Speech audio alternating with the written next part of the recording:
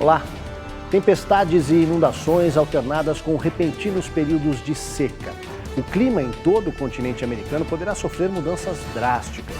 Um estudo feito por cientistas dos Estados Unidos e Austrália indica que entre a segunda metade de 2015 e o início de 2016, esta parte do planeta enfrentará um super El Niño, o fenômeno caracterizado pelo aquecimento das águas do Pacífico, que provoca maior evaporação e, como resultado, mais chuvas.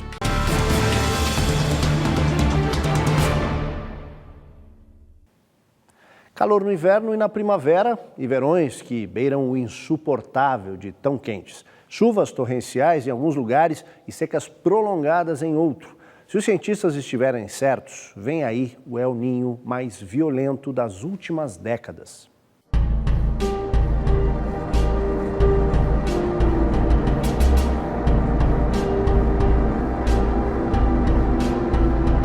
Um dos estudos foi divulgado pela Administração de Oceanos e Atmosfera dos Estados Unidos, NOAA, na sigla em inglês. De acordo com os dados recolhidos até agora, o El Niño, que vem se formando desde novembro último, deve ganhar força e se transformar no mais avassalador em 50 anos. O primeiro indício é o aumento em cerca de 1 grau Celsius da temperatura do Pacífico, que vem sendo registrado nos últimos 5 meses. Essa é a principal característica do fenômeno. Quando a temperatura do oceano sobe, aumenta a evaporação, o que provoca mais chuvas. Além da NOAA, a mudança também foi observada pelo Serviço de Meteorologia da Austrália. Além da elevação da temperatura na água do mar, outra mudança anuncia a chegada do El Niño.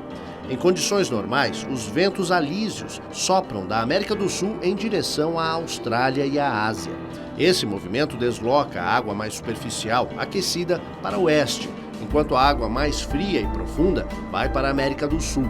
Mas quando ocorre o aquecimento anormal do Pacífico, os ventos alísios se enfraquecem e a água quente da superfície chega até a costa da América do Sul. Esse fenômeno desequilibra o sistema climático global, contribuindo para maior evaporação e, portanto, mais chuvas. Quanto à seca, ela é resultado do aumento da temperatura em algumas regiões. No Brasil, a região mais afetada deverá ser o Nordeste. Ainda de acordo com os estudos feitos nos Estados Unidos e na Austrália, o fenômeno deve durar cerca de 1 ano, começando na metade deste semestre de 2015 e prosseguindo até a primavera de 2016 no Hemisfério Norte e outono no Brasil.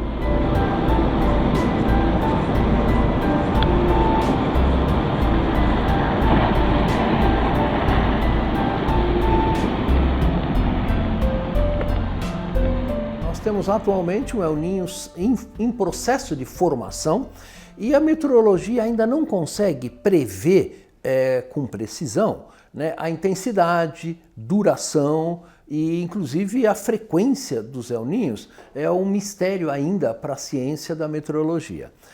E os impactos são muito fortes, particularmente na produção agrícola, porque a agricultura depende de um padrão de chuvas regular e previsível.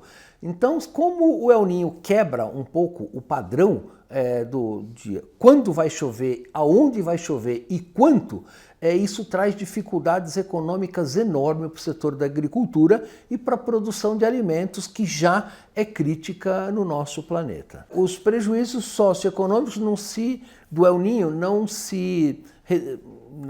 são só no setor da agricultura, mas, por exemplo, a ocorrência de tempestades intensas, a ocorrência, por exemplo, de inundações é muito comum em anos de El Niño. Então, obviamente, os prejuízos socioeconômicos em áreas urbanas, por exemplo, como São Paulo e como várias áreas da Europa, quando ocorreu o último El Niño, foram muito intensos e, obviamente, nós temos que se preparar para essas eventualidades de mudanças climáticas com eventos extremos, como esses de fortes chuvas e fortes inundações, porque, na verdade, as mudanças climáticas globais também, junto com a alteração do padrão do El Niño, estão alterando o padrão dos fenômenos climáticos extremos, como a gente chama, que são grandes secas, furacões, grandes inundações, precipitações extremas e coisas desse tipo.